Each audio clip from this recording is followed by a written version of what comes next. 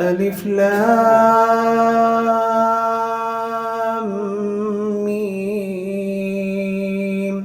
تنزيل الكتاب لا ريب فيه من رب العالمين. أم يقولون افتراه بل هو الحق من ربك لتنذر قوما ما أتاهم من نذير من قبلك لعلهم يهتدون. الله الذي خلق السماوات والأرض وما بينهما في 6 أيام ثم استوى على العرش. ما لكم من دونه من ولي ولا شفيع أفلا تتذكرون. يدبر الأمر من السماء إلى الأرض ثم يعرج إليه في يوم كان مقداره 1000 سنة مما تعدون. ذلك عالم الغيب والشهادة العزيز الرحيم. الذي أحسن كل شيء خلقه وبدأ خلق الإنسان من طين ثم جعل نسله من سلالة من ماء مهين ثم سواه ونفخ فيه من روحه وجعل لكم السمع والأبصار والأفئدة قليلا ما تشكرون. وقالوا أإذا ضللنا في الأرض أإنا لفي خلق جديد بل هم بلقاء ربهم كافرون.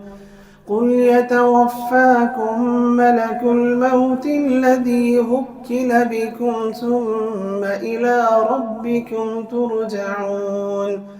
ولو ترى إذ المجرمون ناكسوا رؤوسهم عند ربهم ربنا أبصرنا وسمعنا فارجعنا نعمل صالحا إنا موقنون. ولو شئنا لآتينا كل نفس هداها ولكن حق القول مني لأملأن جهنم من الجنة والناس أجمعين. فذوقوا بما نسيتم لقاء يومكم هذا إنا نسيناكم وذوقوا عذاب الخلد بما كنتم تعملون. إنما يؤمن بآياتنا الذين إذا ذكروا بها خروا سجدا وسبحوا بحمد ربهم وهم لا يستكبرون.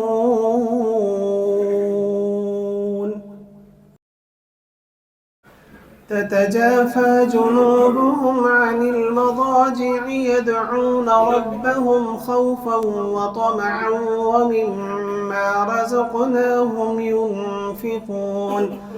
فلا تعلم نفس ما أخفي لهم من قرة أعين جزاء بما كانوا يعملون.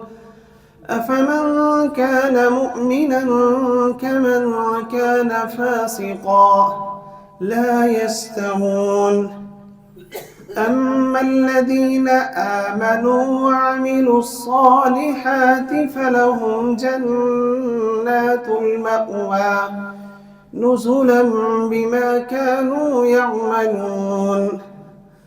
وأما الذين فسقوا فمأواهم النار كلما أرادوا أن يخرجوا منها أعيدوا فيها وقيل لهم ذوقوا عذاب النار الذي كنتم به تكذبون ولنذيقنهم من العذاب الأدنى دون العذاب الأكبر لعلهم يرجعون ومن أظلم ممن ذكر بآيات ربه ثم أعرض عنها إنا من المجرمين منتقمون ولقد آتينا موسى الكتاب فلا تكن في مرية من لقائه وجعلناه